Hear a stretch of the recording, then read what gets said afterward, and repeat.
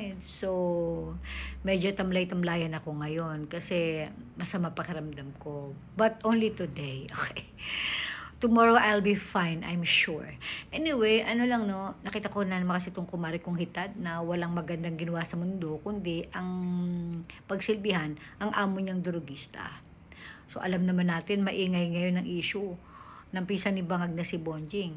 Sabi ni Mare, no, hindi naman daw nila dinidepensahan itong buwayang si Bonjing. All accused, must be presumed innocent until proven guilty. Yan tayo eh. Yan tayo.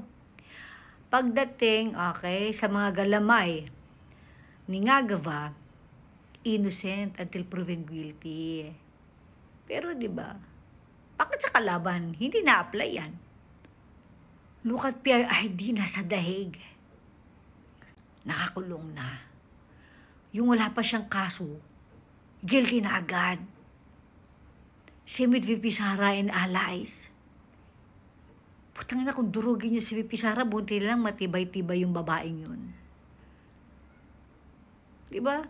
Ngayon, ang naiipit sa mga kalokohan na ito, yung pisa ni Bangag.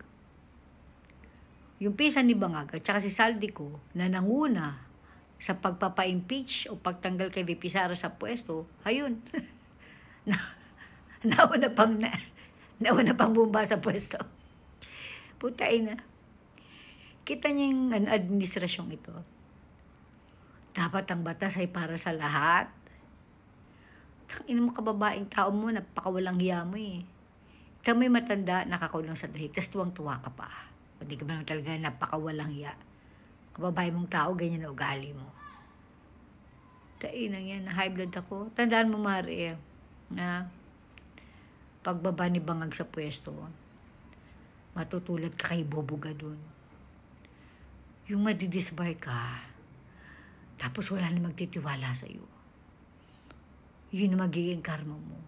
Well, wag naman sana madamay ang pamilya mo, pero kung madadamay ang pamilya mo, ganun talaga ang buhay.